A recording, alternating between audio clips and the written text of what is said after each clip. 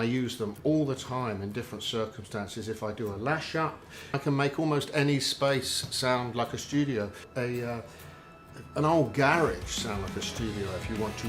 So many musicians now are working in tiny spaces, and tiny spaces are the spaces that are hardest to get right. These things are so great for tiny spaces. You know, if you just buy a couple of these and you stick your speakers on top of them, it will completely transform the sound of your bedroom. I promise you, they're so extraordinary. And working in a small room is what we all do. I actually get a lot of inspiration these days from making mobile spaces. You know, I go from hotel room to hotel room and set up a little rig with a keyboard and a laptop and have a guitar or two.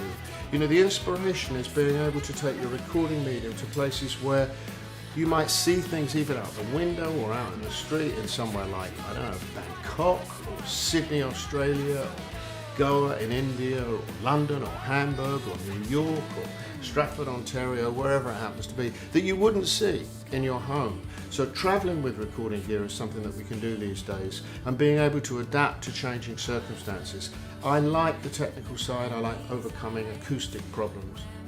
So my inspiration is right across the board, from the music creative side, the lyrics, the words, all the way across to acoustic science. And I'm here to talk about the tube traps. I love them. I absolutely love them. He also keeps his eyes and ears out for new music, even at age 79, which is where the other half of today's chat comes in. Two members of the UK band The Wild Things, Sidney Ray White and Rob Kendrick, met Townshend when they were cast in the musical stage production of The Who's rock opera Quadrophenia. White's passion seems to be focused at the moment on the band, which also includes her brother Cameron White and drummer Pete Wheeler. When it came time to record new Wild Things music, Townshend offered his help both as a musical ear and a man with a studio, which resulted in the new album Afterglow. You guys hook up with him, and now he's part of this record too.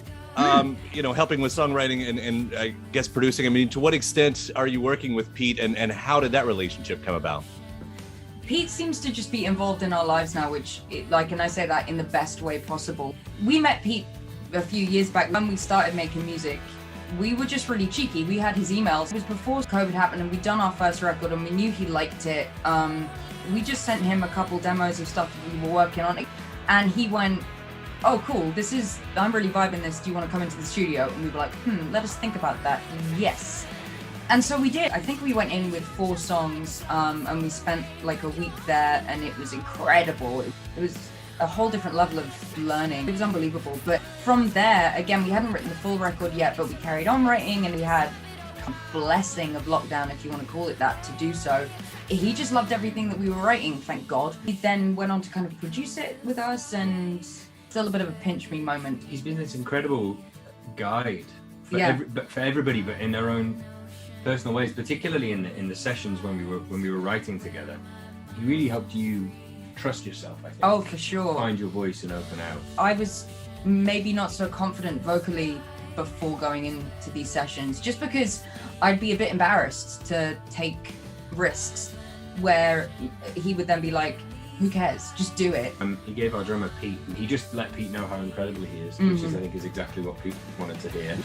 Cam, he sort of found a musical collaborator, I think. Yeah. Pete and Cam seemed to come from the same place, and it was just the pair of them were just sort of, why don't you try this, why don't you open with this, and watching how Pete broke apart our approach to songwriting was fascinating. And then for me, it just the way we discussed earlier about creating these worlds, not necessarily that he was writing each song differently, but the way he sort of took on these characters and used them to create. There's somebody like him to kind of give you that freedom. It changed everything. A thumbs up to sort of go like, do that, go do that. He very lovingly calls himself our musical godfather, which he really, really is. So when we put Only Attraction, he was like, yes, it did great, guys. You know, you've got to make sure that you follow it up now with something special, because my first 3 singles did quite well. I was like, did they, Pete? Did they do all right, did they? He's a harsh critic, he'll tell you the truth, which is better, I think, as well. You know, you don't just want everything sugar-coated. And that's, you know, how we've got the record, which we are very proud of, and we're very blessed to have him on it. Is this a concept album? Yeah, I mean, we've We've kind of been saying it's not, but I guess if you had to put a name to what it is a concept. I guess as a listener, you can either take each song as it is, or you can really listen and there is a story that takes place around it. When we were writing, and it was in the middle of lockdown, all we seemed to be hearing from people we really liked was how miserable it was to be in lockdown songs. But I kind of feel like once we'd moved past all that, that's probably the last thing anybody wants to listen to or pay attention to. So we thought it'd be fun to swing the other way and just write music celebrating things, but just celebrating everything, like celebrating how lovely it is to be in love, or you know how beautiful heartbreak can be, and all these sort of things. And the more we wrote these songs, the more we realized that they all occupied the same universe, unintentionally.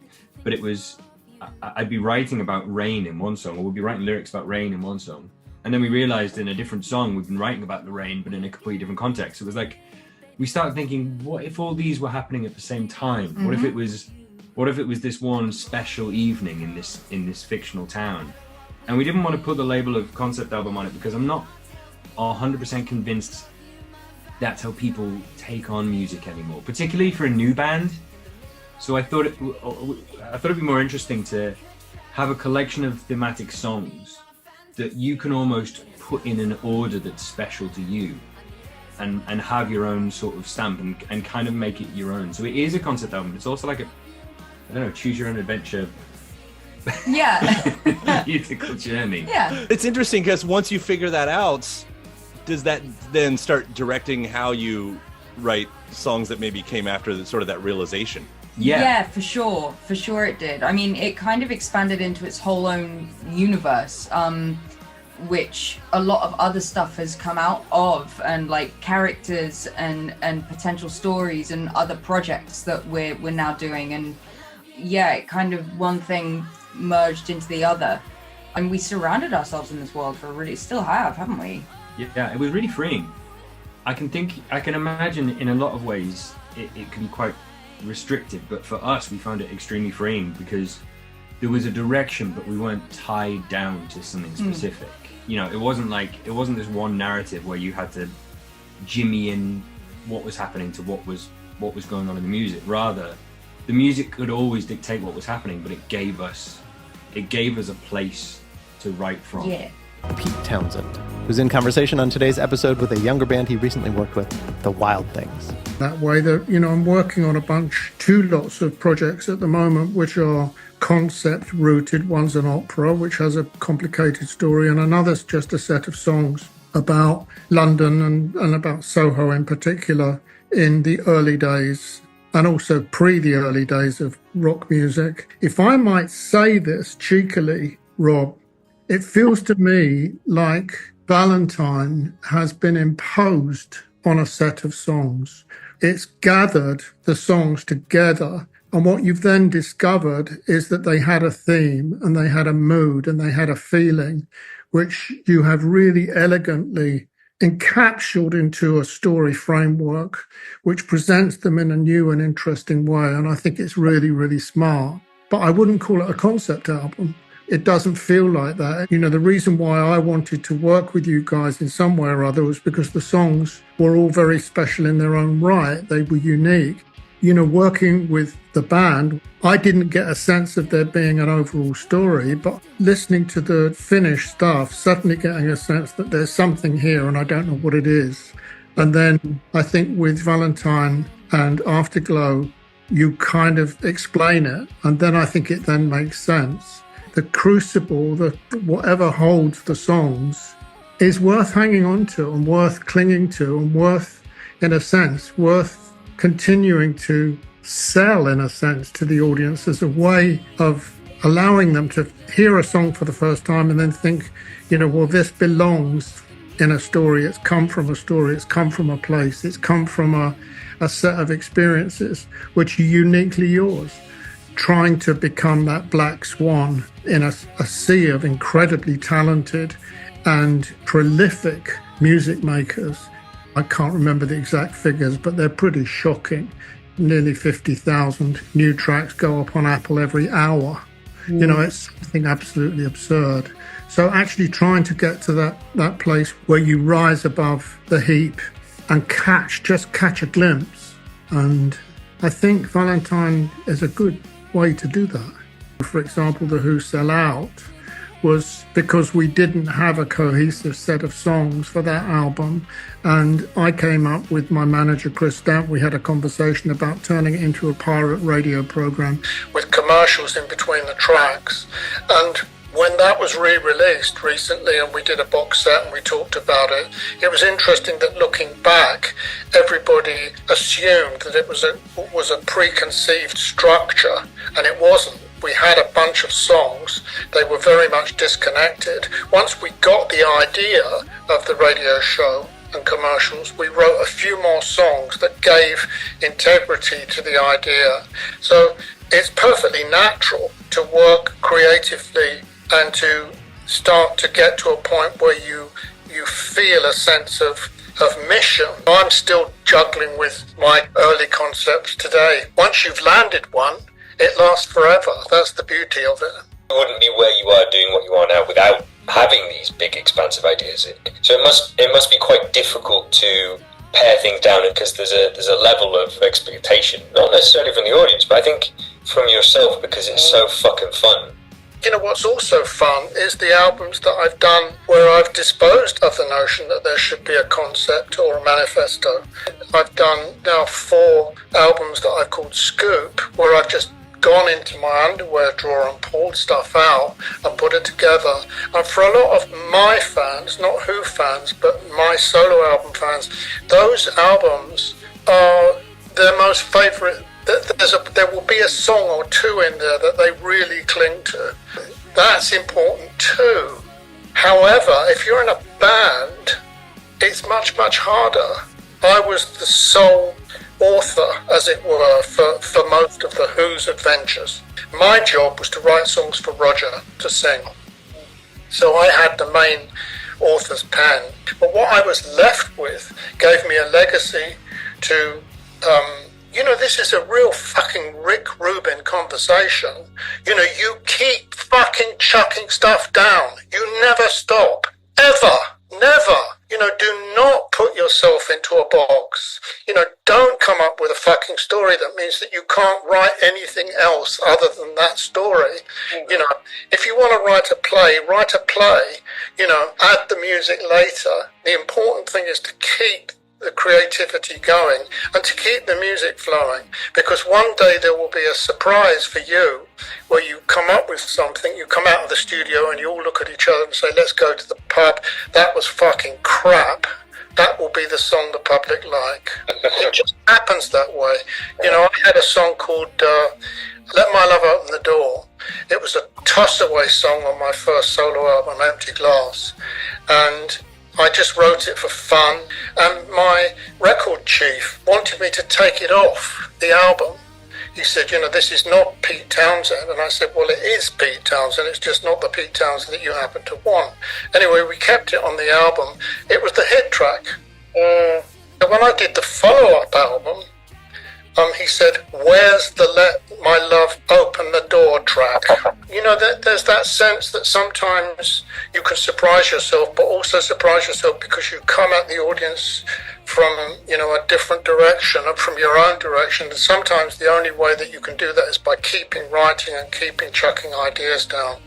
I'm not suggesting that you have to keep writing dozens and dozens of concepts, but I've done that. I've written literally hundreds. Yeah. And each one would make a great vehicle for songwriting. But I think what's most important is that you do both. You're creative at every possible level that you can be creative at. And I think creative also in studio techniques is really important. Cam and I have discussed this a couple of times about how, sometimes you want to just take some old piece of junk into the studio and see what happens. That those techniques are really important as well. And I think if you did go into the studio and Rick Rubin sat down and crossed his legs, what do you think he would ask you to do? My job when I was working with you was very simple. The songs were there. I didn't have any sense of there being a story to tie them together. The songs were there and we just dealt with the songs as individual songs and just tried to make them as good as they could possibly be. Anybody builds a studio, they are making decisions and choices. I think one of the things about a traditional studio desk like this, the Audient ASP 4816 is a traditional desk. It's grown with the systems and practices of modern recording. It's not an old-fashioned console in any way at all. When I first bought them, I wasn't certain that they would be so trouble-free. They proved to be totally trouble-free. I've never had a single technical incident with an Audient, despite the fact that I move, particularly the big one, I move around all the time. The big one is a project studio for me. I do use tape, or I use radar like a tape machine. So having inline suits the old-fashioned way of working, which is in the old days in the 60s and 70s and 80s before computers came along. We used to always have a desk that had an input to the recording medium, tape, and then the tape outputs would come back on the board, either to inline or to a separate monitoring section. As soon as I got a mixer, which was around just before I started on the demos for Tommy, I started to realise that the mixer is the heart of the console is the heart of every studio. The design that Dave did and came up with many, many years ago is superb. I mean, they all have their characteristics. The old Trident desks have a characteristic, the Neves, the SSLs, they all have their own sounds, and different people like them for different reasons. I like the Audient, I really like it. It's a powerful tool. But the main thing is, if I've got my channels up here, I can immediately start to work with echo, effects from the sends. The thing about this desk is it's got 1, 2, 3, 4, 5, 6, 7, 8 sends. And a really good EQ. I can start to shape the sound as I'm working with it. What I know from my work with Oceanic, I had a commercial studio for a long time, was we had a big Audient upstairs, is that, I had a rack of mic pre's. I never used them. I just never used them. I would bang the mic in and I think, well, that sounds great. I love the mic amps. So the pathway in and the EQ and everything about it is perfect for me. I'm really excited about this room, and one of the things that I get excited about when I come in is I think, wow, But I've kind of created this. It feels like when my artist comes in, it feels like, a recording studio. No wonder that it's used in so many educational establishments, because it is in itself an educational tool. If you've got one of these in your studio, since I've had this in here,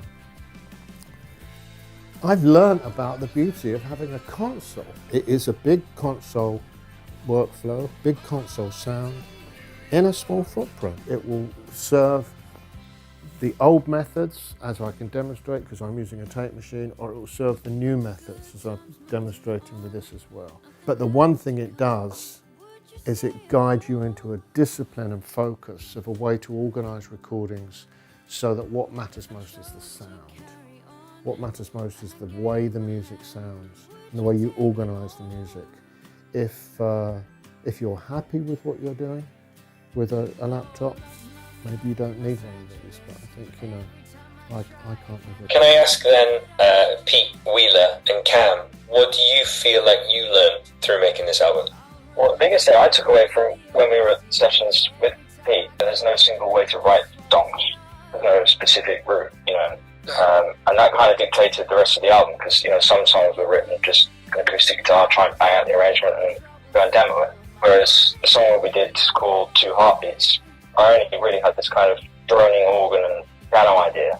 And then Pete, I really went down a hole, and it was kind of a thing. And you kind of went, no, let's write it as we go, which is something I personally hadn't done at that point. And as I said, there's just no single way to write music, and there's other songs on the record that I wrote it as we demoed it. I think there's a difficulty, isn't there, with recording at the modern standard, which is, extreme overproduction. and presentation and control in the Pro Tools box that suggests that the demo finish recording system is in some way at fault. I think it's only at fault if you don't allow yourself to take the demo and translate it and evolve it into the finished thing, because when you make a demo, there's so much there that's fresh and delightful and discovered. What do they call it? They call it found. When you make a piece of art, with that guy that made the first art brute, you find ideas, you cut things out, you make collages, and you can do that with music too. I love working on My Heart is a Book with you, because what we brought into the studio was a completely different song from what we left with. It was originally kind of like an upbeat shuffle, and the song you've sung on it. But yeah, just being like completely about facing with the song due to just getting out of the way of the song and letting the song do the work. Cool, thank you. Good.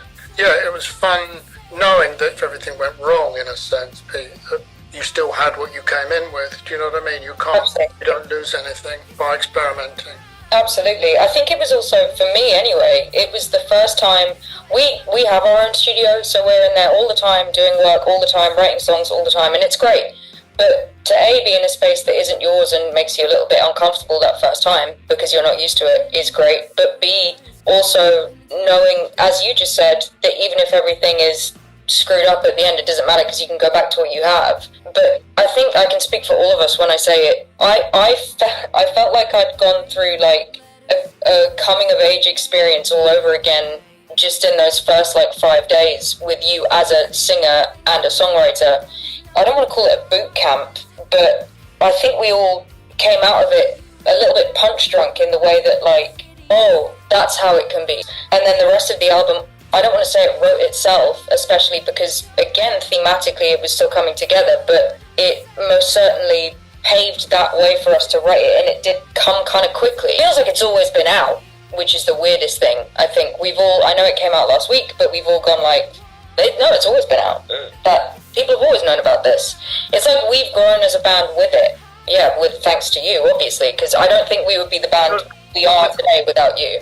With respect to, the feeling of it already been out, that's because your social media profile has been great. It's been intense and regular, and, I'm happy to be name-checked every now and again. But I think that for me, the interesting thing was because I was working at the same time with two other artists as a producer, and they were folk artists. So their approach was funnily enough, not dissimilar. They came in with songs, and in some cases that it wasn't possible to do much to change them.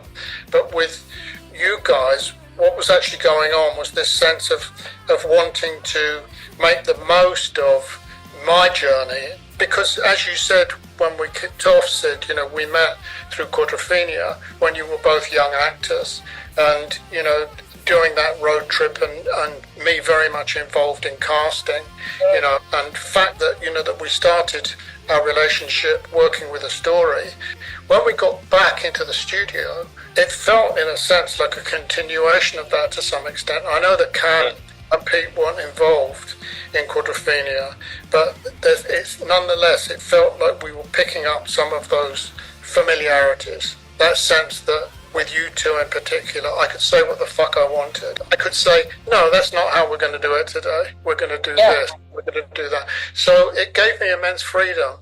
It was very much a point in our careers where it turned and changed, and the songwriting turned around for sure. And of course, it was just kind of remarkable being in the same room with you again after Quadrophenia, but this time on a much more personal scale. We were bringing you our project for the first time and taking your advice and running with it, and for the better as well. The songs that we came out with were incredible in comparison, in my opinion, to what they were. Those sessions were also the first time we worked with an external producer. Yeah, I was aware of that to some extent, but I didn't feel that I was producing in the way that, an old school producer would work, and a different kind of responsibility for a producer, and I had no responsibility. We were doing it for fun, Yeah. The love, and that's how it felt. And it just felt, if this works out, that'll be great, but we're friends, we go back, we will go forward. So in a sense, there's that feeling that a real producer has this incredible responsibility. I mean, Andrew Watt, who's a friend of mine, who's worked with, everybody from Ozzy Osbourne to the Stones, and managed to get sort of hits for all of them. His character changes. When he walks into a studio, he's a really sweet guy, but when he goes into a studio, he becomes a bully in a sense. The way that he managed to get Keith Richards to come up with some riffs was to send the rest of the Stones out of the studio and to say, we're going to sit here until you write some riffs, and if you don't write them, I'm going to write them. So what he actually did is he sat in front of Keith and did many, many versions of da da da da da da da da da da da da until in the end he did 40 or 50. Until in the end Keith Richards wakes up and does one of his own. And there it is, magic, because the way he does it is not the way that anybody else does it. That it sounded like bullying. When we were casting for Quadrophenia, I had an argument with Tom Critchley. I knew straight away from the very, very first audition, which was a 10-second audition, that Sid was a superstar. And that's why I insisted that she be cast, because Tom and a couple of the other people wanted somebody else. And I knew nothing about Sid's background and just knew that she would be great. And, she's the front man of the band. And, when my wife, Rachel, saw you for the first time, which I think was at the Royal Albert Hall, that was after we'd recorded together. Yeah. And so she'd met you and knew you and listened to a few of the songs and asked me a few questions about Sid. And I said, you've really got to see her perform. When Sid performs, when something happens, it's a professionalism. But, I think, Rob, you're right. I think Sid can do anything. I know that, Sid is capable of doing anything, but what I also know from working with the band is you are all really, really, really professional, competent, skilled, growing and evolving musicians and creatives. And, there's still time, in a sense, to take a swerve and to maybe move into an era where you actually refocus. And that would be my advice. I know I'm not here to offer advice, but it's what I would suggest. Because it feels to me like something that you haven't tried. I think when I first came across the Wild Things, you two were already an item. I saw you fall in love on the stage. Yeah. You are the reason that we are together and married today and own a dog together and the whole lot. And my suggestion is a rapid divorce. We finally have permission, Rod.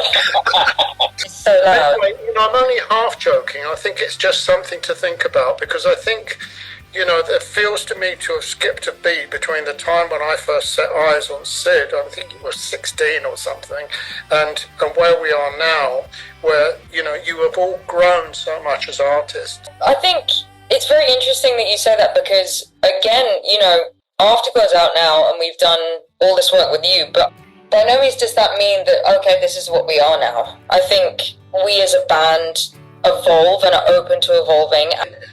That could be something to deconstruct as well. I just tore everything out of my studio, everything that moves apart from the mixing console. I brought in a couple of tape machines that I could play with, but all of the organs, all of the percussion, all of the guitars, everything is gone. And since it's all gone, I've produced about 10 tracks in 2 weeks, and that stuff just fucking distracted me. It was fun to have when you guys came in, things to play with and things to look at, but it's so in a sense deconstructing the way that we operate in the studio is quite an interesting thing to do as well, and that could be simply by changing the landscape instead of staying at home and in the studio.